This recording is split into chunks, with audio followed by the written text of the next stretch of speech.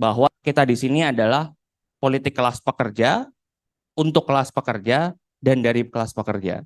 Sebenarnya apa sih yang mau kita lawan? Kita punya banyak seperti ketidakadilan, ketimpangan, lalu korupsi dan seterusnya. Tapi jangan lupa itu semua hal-hal yang kita jumpai itu tidak akan ada kalau tidak ada yang namanya kapitalisme. Jadi musuh utama buruh itu adalah kapitalisme. Jadi fungsi fungsi partai politik di dalam masyarakat yang masih kapitalisme seperti ini masih berpihak kepada kepentingan pemilik modal, masih berpihak pada orang-orang yang punya jalur pintu belakang ke kekuasaan. Nah, kita kan nggak punya itu. Jadi apa yang kita punya hari ini cuman partai politik, cuman sistem demokrasi yang masih memungkinkan adanya representasi-representasi suara-suara wong cilik gitu kan. Karena apa? Karena ada partai yang bilang wong cilik ternyata tidak wong cilik gitu.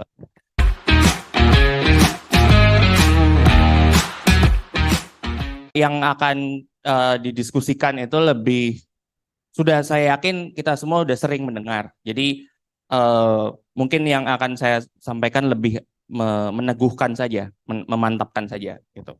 Jadi apa sih fungsi ideologi? Fungsi ideologi itu semacam kompas ya. Kompas di mana apalagi kita akan memasuki rimba politik yang mana itu akan banyak politik praktis, pragmatis, lalu kita akan ketemu dengan kompromi sana dan sini. Nah, kita perlu nih supaya tidak tersesat, apa ini? Apa yang jati diri kita ini apa? Jati diri Partai Buruh ini apa? Nah, itu yang kenapa kami di bidang ideologi punya tugas yang sangat penting untuk selalu mengingatkan bahwa kita di sini adalah politik kelas pekerja, untuk kelas pekerja, dan dari kelas pekerja. Gitu. Jadi, nah itu gimana itu supaya itu keluar di dalam keseharian kita sebagai khususnya ya sebagai, kalau kata Pak Sekjen tadi, sebagai calon pejabat negara. Nah, ya kan? Calon pejabat negara, calon pimpinan tertinggi bahkan karena dari rakyat di situ. Nah, itu yang nanti akan kita rangkum dalam istilah negara sejahtera. Jadi, kalau Bapak Ibu nanti ditanya oleh media, ditanya oleh masyarakat, apa sih negara sejahtera itu? Nah, ini yang akan kami ingatkan kembali. Gitu. Boleh berikutnya? Nah, sebelum masuk ke negara sejahtera, singkat aja, sebenarnya apa sih yang mau kita lawan? Kita punya banyak seperti ketidakadilan, ketimpangan, lalu korupsi dan seterusnya. Tapi jangan lupa itu semua hal-hal yang kita jumpai itu tidak akan ada kalau tidak ada yang namanya kapitalisme. Jadi musuh utama buruh itu adalah kapitalisme. Cuman masalahnya, mungkinkah hari ini kapitalisme itu dilawan benar-benar dihancurkan? Agak susah. Itulah kenapa kita perlu jalur yang agak lebih jalan tengah. Bagaimana caranya sembari kita mengupayakan redistribusi kekayaan, bagaimana kita mengupayakan kemenangan bagi kelas pekerja, kita bisa masuk dulu di situ. Jadi fungsi partai politik di dalam masyarakat yang masih kapitalisme seperti ini masih berpihak kepada kepentingan pemilik modal, masih berpihak pada orang-orang yang punya jalur pintu belakang ke kekuasaan. Nah, kita kan nggak punya itu. Jadi apa yang kita punya hari ini cuman partai politik, cuman sistem demokrasi yang masih memungkinkan adanya representasi-representasi suara-suara wong cilik gitu kan. Karena apa? Karena ada partai yang bilang wong cilik ternyata tidak wong cilik gitu. Nah, itu yang perlu kita lihat di dalam sistem yang hampir tidak memungkinkan adanya keberpihakan terhadap pekerja, cuman partai politik yang bisa masuk ke situ. Nah, itu fungsi dari partai politik dan khususnya dalam hal ini fungsi partai buruh. Bagaimana suara pekerja itu bisa masuk di sistem yang memusuhi kelas pekerja. Itu permasalahannya, itu ya. Oke, berikutnya. Jadi tujuan negara memiliki peran untuk melayani kepentingan kelas pekerja. Itu yang mau kita coba melalui upaya-upaya politik kita. Selalu ingat-ingat tiga hal ini. Pada saat kita bicara soal negara kesejahteraan, apa sih tiga ini yang selalu diingat gitu. Jadi misalkan lupa penjelasannya gimana, nggak apa-apa, nanti tinggal tanya ke kami gitu. Tinggal tanya ke siapapun lah, kita saling mengingatkan. Jadi yang pertama, dia selalu bicara soal kesetaraan kesempatan. Kesempatan apa sih? Kesempatan untuk mengakses kesehatan, mengakses pendidikan, mengakses sarana kehidupan layak, akses fasilitas publik. Jadi tidak ada diskriminasi. Itu yang disebut dengan kesetaraan kesempatan. Itu ya. Lalu yang kedua, redistribusi kekayaan. Kenapa harus redistribusi kekayaan? Karena seperti yang saya bilang tadi, kapitalisme itu selalu mengkonsentrasikan kekayaan di orang-orang tertentu saja. Itu kenapa dia harus diredistribusikan. Kalau kita minta, itu jatuhnya charity gitu. Jatuhnya kedermaan. Kita nggak butuh kedermaan. Kita nggak butuh kedermaan. Kita butuh sistem yang mana tidak mungkin ada orang-orang yang sekaya itu gitu. Sementara ada saudara kita yang semiskin itu.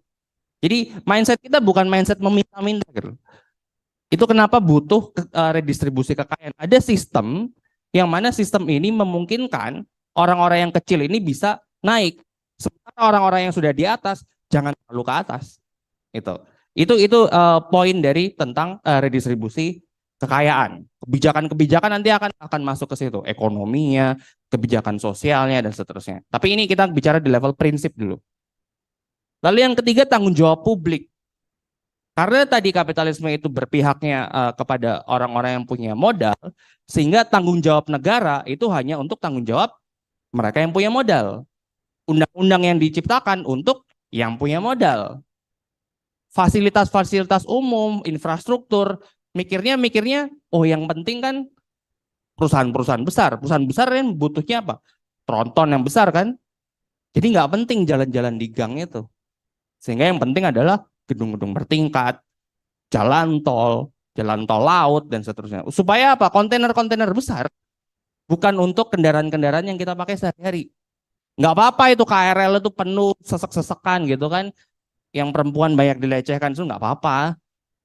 Yang penting jalan tol, jalan. Nah itu mindset kalau negara tidak pihak kepada rakyat kecil. Sehingga yang dipikirkan oleh dia adalah gimana infrastruktur itu untuk pemilik modal, untuk orang-orang yang punya kekuasaan di situ. Itu kenapa kita perlu melalui partai ini, partai buruh, kita perlu hadir sebagai kekuatan untuk mengingatkan kembali, bahkan bahasanya Soekarno itu mengedukasi pemerintah, mengedukasi negara untuk kembali ke sini. Tanggung jawab kalian itu bukan ke orang-orang ini, tapi ke rakyat-rakyat kecil ini. Gitu. Jadi tiga ini prinsip ini yang saya kira harus kita tanam, harus kita pegang kemanapun kalau bilang negara kesejahteraan, selalu kesetaraan, redistribusi, tanggung jawab publik. Bisa diulangi? Kesetaraan kesempatan, redistribusi kekayaan, tanggung jawab publik. Nah, tiga ini diingat-ingat. Kalau mau tidur diingat-ingat, kalau mau buang air diingat-ingat, kalau ngopi diingat-ingat, itu terus. Nah, nanti sembari kita saling berdiskusi, gimana ini menjelmakan tiga prinsip ini ke dalam kebijakan-kebijakan. Nanti kita maju sebagai caleg misalkan, kita maju sebagai pada saat kita udah di DPR, komisi berapa? Komisi tentang kesejahteraan. Lalu kebijakan kesejahteraan apa yang harus membawa ke kesetaraan kesempatan. Misalkan nanti ada yang masuk ke soal sumber daya alam. Kebijakan sumber daya apa yang mana tanggung jawab publik negara itu harus ada. Jadi kita tancangnya ke situ. Apa yang nanti kita isi di situ, nah itu yang nanti kita diskusikan dalam sehari-hari di situ. Jadi nggak mungkin kita bahas dalam kesempatan ini. Berikut. Nah, apa sih indikasinya? Apa tandanya nanti kalau negara sejahtera itu sudah ada atau sudah sedang diupayakan. Nah, yang pertama adalah kita harus clear. Kita harus, karena ini berpihak pada pekerja, maka tujuan terutama kita, tadi kan kapitalisme itu berpihak kepada pemilik modal, musuhi kelas pekerja. Artinya kelas pekerja kalau bisa dilemahkan, kalau bisa dibikin bodoh, kalau bisa dibikin tidak sehat, kalau bisa dibikin malas berorganisasi. Supaya apa? Supaya gampang dikontrol, gitu kan. Nah, artinya apa? Kalau negara sejahtera ala Partai Buruh itu sudah ada, indikasinya serikat pekerja itu semakin dominan. Kekuatan kelas pekerja itu semakin dominan. Jadi tugas Bapak Ibu nanti pada saat sudah ada di legislatif atau mungkin nanti ada yang di eksekutif, tugasnya adalah bagaimana sebanyak mungkin mengarahkan sumber daya itu untuk memperkuat kelas pekerja. Untuk serikatnya, program-program serikat, untuk pendidikan, koperasi, atau credit union, atau apapun yang nanti kita bawa seperti. Jadi indikatornya di situ. Tingkat serikat kita itu masih sangat rendah. Kalau kita ngelihat negara-negara di Eropa itu sudah sampai 70%, 80%, bahkan terakhir saya ngomong sama teman dari Belgia itu hampir 85%. Bayangkan sebuah negara 85% itu berserikat gitu. Nah, itu saya kira itu bisa jadi model ya untuk kita kembangkan. Lalu terjadi redistribusi ekonomi yang konkret. Ada kebijakan-kebijakan yang memang menutup akses untuk orang kaya, tapi membuka akses selebar-lebarnya untuk orang-orang yang tidak berdaya secara ekonomi. Nah, ada nggak nanti kebijakan konkret itu? Itu yang nanti akan menjadi indikator keberhasilan kita bersama di situ. Lalu yang ketiga, negara semakin berorientasi kepada pelayanan sosial publik. Less koersif, koersif itu kekerasan gitu. Nah, kita nanti akan semakin melihat semakin banyak nggak nih berita-berita tentang kekerasan dari aparat. Nah, semakin berita itu semakin banyak, berarti semakin gagal kita. Kalau berita itu semakin sedikit, semakin tidak kita jumpai kekerasan di aparat, lebih banyak dialog dan seterusnya. Wah, itu berarti tugas Bapak Ibu berhasil untuk mempengaruhi kebijakan pemerintah untuk menjadi lebih berwajah publik di situ. Transparan. Ada nggak transparansi keuangan gitu? Oh, negara berhasil mengumpulkan sekian triliun untuk dana COVID. Oke, ada transparansinya nggak? Gitu. Mungkin kayak misalkan yang sederhana lah. Ini sumbangan untuk orang miskin, katanya Indomaret gitu kan, katanya Alfamaret. Ada yang pernah ngecek nggak? Itu uang diarahkan kemana? Nggak ada kan? Nah, itu yang harus kita buat. Perusahaan-perusahaan mengumpulkan dana untuk corporate social responsibility. Gitu. Oke, terdengar bagus, tapi ada pertanggungjawabannya nggak? Nah, itu yang nanti harus mulai semakin kita tekankan. Yang terakhir, akuntabel. Akuntabel itu artinya bisa dipertanggungjawabkan. Bisa nggak kita bertanya kepada pemerintah? Kalau mau bertanya ya udah ditangkap polisi, mau demo sedikit aja udah ditendang-tendangin, nah berarti tidak akuntabel di situ. Ada nggak jalur di dalam pemerintahan itu supaya ada perwakilan masyarakat untuk bisa bertanya, bahkan nggak hanya bertanya ya, bahkan membatalkan kebijakan. Nah, kalau itu ada, berarti pemerintahan sudah akuntabel. Jadi ini setidaknya prinsip-prinsip besar indikator yang harapan kami bisa dicamkan kita semua untuk supaya apa? Untuk supaya ini menjadi apa? Koridor. Menjadi koridor untuk pada saat kita nanti mau ngomong apa di media, kita ngomong apa di konstituen, kita mau bicara apa nanti kalau sudah menjadi anggota legislatif. Nah, itu yang nanti menjadi koridor kita. Jadi pada saat nanti negara kesejahteraan itu ada, dan ini yang akan selalu kita sampaikan ke masyarakat. Jadi negara kesejahteraan itu adalah negara yang pasti akan mendukung penguatan serikat pekerja. Gitu. Jadi ini harus kita clear. Kenapa kita mengkritik kebijakan pemerintah hari ini? Itu, nah kalau kita berbicara dari perspektif penguasa, Bapak Ibu nanti akan menjadi pejabat tinggi negara, harus mulai melihatnya bahwa kebijakan-kebijakan yang tidak pro pekerja itu kebijakan yang tidak logis. Nah, itu yang harus kita asah argumentasi kita. Itu kenapa? Jadi mendukung pekerja, mendukung buruh itu adalah pilihan paling logis. Kenapa? Karena kalau pekerja itu tidak dipihaki oleh negara, siapa yang mau mengerjakan ini semua? Kalau bukan pekerja, kalau bukan buruh di situ kan? Nah, itu kenapa kita harus datang dengan argumentasi, terutama untuk kalau nanti kita ketemu teman-teman atau konstituen yang bukan dari kalangan buruh di situ. Buruh itu kan kok di mata masyarakat itu kan cuma yang di pabrik gitu. Nah itu. Kayak kami beberapa teman-teman seperti dosen nggak melihat dirinya buruh gitu, padahal mereka juga buruh gitu kan. Wartawan tuh banyak yang nggak melihat dirinya buruh. Nah itu maksud saya nanti kalau kita berjumpa dengan anggota-anggota masyarakat yang tidak melihat dirinya sebagai buruh. Gitu. Nah kita perlu punya argumen, karena kalau ngomong ke teman-teman kita sendiri pasti udah nyambung. Tapi begitu itu ngomong ke orang-orang yang mungkin bukan dari lingkungan kita, nah kita perlu upaya ekstra untuk menjelaskan. Nah itu jadi jelaskan bahwa negara kesejahteraan itu berpihak kepada pekerja. Kenapa? Karena itu adalah pilihan yang paling logis untuk menang di era globalisasi. Nah seperti itu.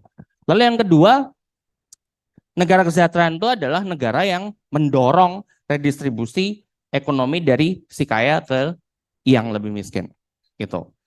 Tidak akan ada yang namanya kemajuan inovasi kalau yang mikir cuma sedikit. Sederhana kan? Kalau kita punya 270 juta masyarakat, kalau 200 juta aja itu bisa berpikir kreatif, lebih bagus mana? 200 juta orang berpikir kreatif atau cuman 13 juta atau 20 juta orang? Tentu yang 200 juta dong. Itu kenapa kalau pembangunan itu mau maju, harus banyak orang yang pintar, harus banyak orang yang kreatif. Kalau yang pintar dan kreatif itu hanya orang-orang segelintir, nggak akan maju kan pembangunan. Logis kan? Nah gitu, jadi pada saat kita bilang pendidikan harus gratis, tujuannya apa? Bukan sekedar egois, bukan. Pendidikan gratis itu logis. Kenapa? Kalau semakin banyak orang pintar, semakin banyak orang cerdas, pembangunan lebih cepat. Gitu. Kalau pembangunan mau lebih cepat, harus dibuka akses pendidikan gratis.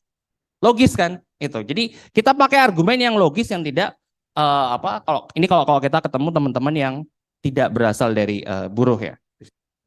Lalu yang ketiga, negara yang berorientasi pada pelayanan kepentingan publik dibanding kepentingan segelintir kelompok. Sama, kita harus datang dengan argumentasi yang logis. Kenapa harus berpihak kepada kepentingan publik? Kalau yang diberi akses kesehatan tuh hanya segelintir orang saja, yang lainnya sakit-sakitan, yang lainnya tidak bisa mengakses air bersih, yang lainnya tidak bisa mengakses fasilitas kesehatan, gimana bisa kita menjadi bangsa yang produktif? Logis kan? Gimana bisa kalau pengeluaran kita habis di transportasi? Gimana bisa pengeluaran kita yang mungkin belum banyak itu habis di kos-kosan yang harus jalannya jauh ke kantor, ke pabrik dan seterusnya. Jadi menjadi logis pemerintah itu memberi fasilitasi untuk rakyat supaya apa? Ekonomi jauh. Gitu ya. Jadi tetap ideologis, tapi kita keluar pada saat ke bicara ke publik, kita beri argumen yang logis, argumen yang bisa diterima oleh semua orang. Tapi kita tahu argumen yang logis ini hanya datang kalau kita berpihak kepada kepentingan kelas. Amin, Bapak Ibu sekalian. Baik, mungkin dari saya itu aja. Jadi tetap kami di bidang ideologi akan selalu mengingatkan tentang bagaimana politik kelas pekerja yang seharusnya dan bagaimana Bapak Ibu tetap berada pada koridor politik kelas pekerja. Kalau ada pertanyaan atau apapun nanti bisa kita diskusikan. Terakhir kata dari saya, Assalamualaikum warahmatullahi wabarakatuh.